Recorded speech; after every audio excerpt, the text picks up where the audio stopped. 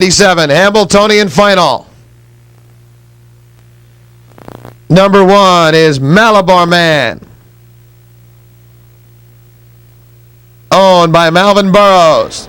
The Jimmy Tractor Stable, trained by Connie Svensson. Bred by Malvern Burroughs. And the driver, Malvern Burroughs. I just wanted to let you know where we are. Malabar Man undefeated this year, 6-4-6. Malvern Burroughs trying to become the first amateur driver to win this race since all the way back in 1948. Next is number 1A, Take Chances, owned by the Brittany Farms, son of the great Super Bowl, again out of the Jimmy Tractor Stable, bred by the Brittany Farms, driver Wally Hennessy.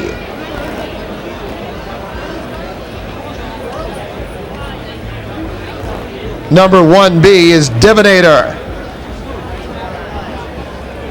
owned by the Brittany Farms, Alistair Stables, Frost Sampson Street Stable, with Mike LaChance, winner of 2 out of the last 3 Hambletonians, along with trainer Ronnie Gerfine, bred by the Brittany Farms. Number 2 is Giant Special, owned by Robbins Racing Stable, trained by Flo Elliott, bred by Rayvon Thomas, driver John Platino.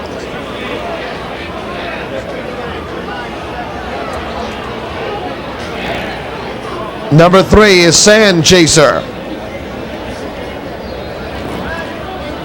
owned by Tom and Harry Ivy, trained by Doug McIntosh, bred by the Castleton Farm, and the driver, winner of the 1985 Hambletonian with Practice, Hall of Famer William O'Donnell. Number 4 is Yankee Glide, owned by Robert Waxman, Jorgen Yard Jr., Jan Janssen Stable, trained by James Keller, bred by the Yankee Land Farms, driver Bert Lindstedt.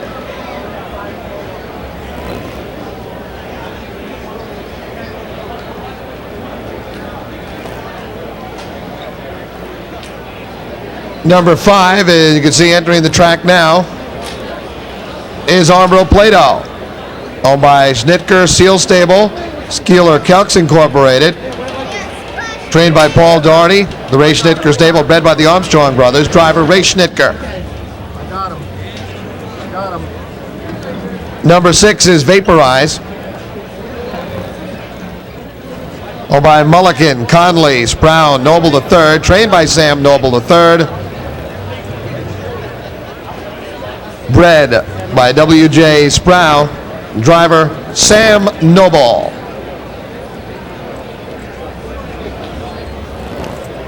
Next to enter the track will be number 7, Meadow Branch Lucky, owned by Hans Zengren, Ryland Incorporated, trained by Brett Herzog, bred by Hans Zengren. Driver is Doug Brown. And number 8 is Bowling for Dollars, another elimination winner, driven and trained by Trod Smedshammer, bred by the Narrows Farm. And that's your field for the 1997 Hambletonian final. 8 minutes to post.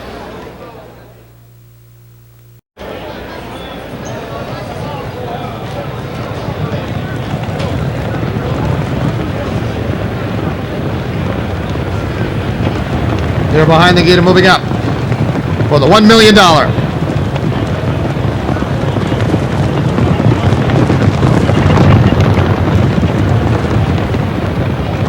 Here they come. And they're off. Armbro Plato for the lead, and quickly Ray Schnitker wants the lead around the first turn. That's Giant Special. in second. Round the first turn they go. And it is Armbro Plato with a length lead over Giant Special. And out early is Malvern Burroughs and Malabar Man. Malabar Man wants the lead as they approach the quarter. That's Sand Chaser in fourth. Another two back to Yankee Glide with Vaporize. Surging up on the outside early is Bowling for Dollars. Then it's Take Chances with Meadow Branch Lucky in two. Divinator. Opening quarter, 29 seconds. Straight away down the backstretch. And Bowling for Dollars. Trot Schmedhammer will tangle with Malabar Man and Malvern Burroughs. Then it's another two. Armbro Plato in third, then two more.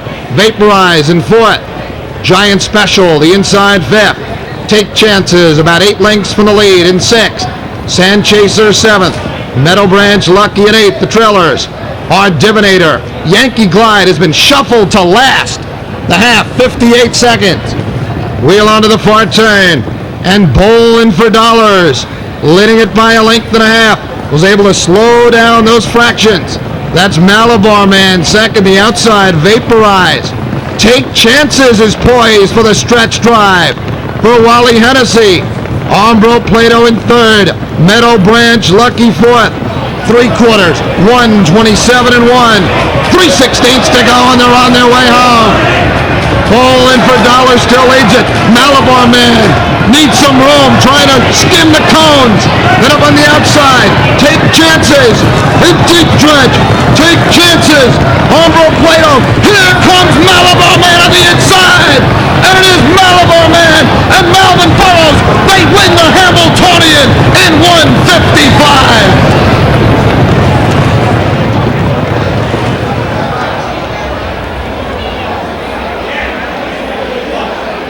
Privilege for me to be here in the winner's circle on Hambletonian Day, right here on the track in front of the Hambletonian trophy. And to my right, well, there's Mal. Mal's the man. Step right over here, Mal. All right, we have with us, of course, the governor of the state of New Jersey, Christine Todd Whitman. And we have, of course, Jimmy Takter and Mal Burroughs, winning connections here. And Christine Todd Whitman, Governor, you have a task at hand here. You've got a trophy to present? I have got a very enjoyable task because this race has brought the kind of attention to this track that it deserves. To standardbred racing, you couldn't have seen a more exciting race, a better driven race, I might say, by the amateur here. He did a terrific job, and a wonderful New Jersey bred, New Jersey raised and trained colt that did it. Okay. It was wonderful. So, Mal, on behalf of the Hambletonian Society, on behalf of Standardbred Racing, you are the winner, and we will present you with the trophy that you will take home now and put it in your memory book, that memory book you were talking about. Put it at the top. All right, so let's get the trophy right there.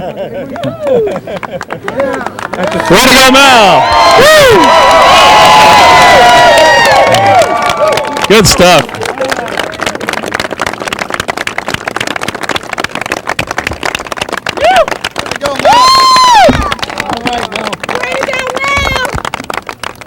Congratulations, Mel. Let's get a few words from you.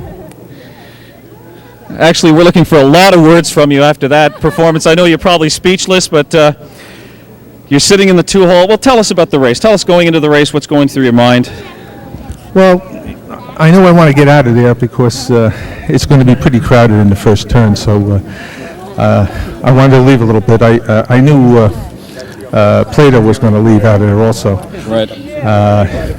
He got up to the top, and I figured he'd let me go. I thought he'd take a two-hole trip, which he did.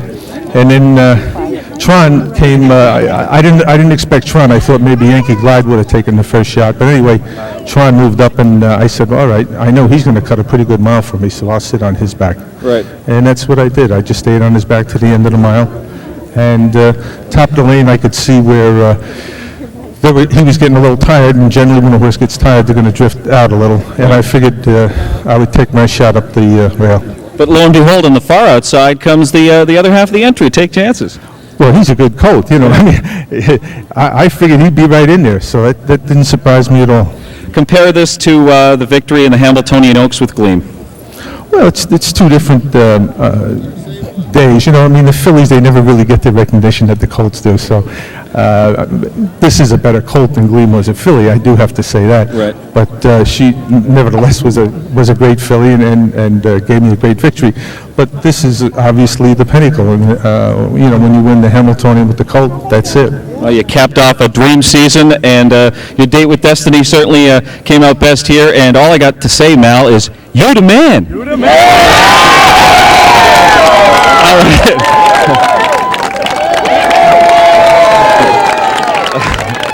Who's this guy? Who's this guy? Grandson. And what's his name? Kyle. Say hi, Kyle. Hi.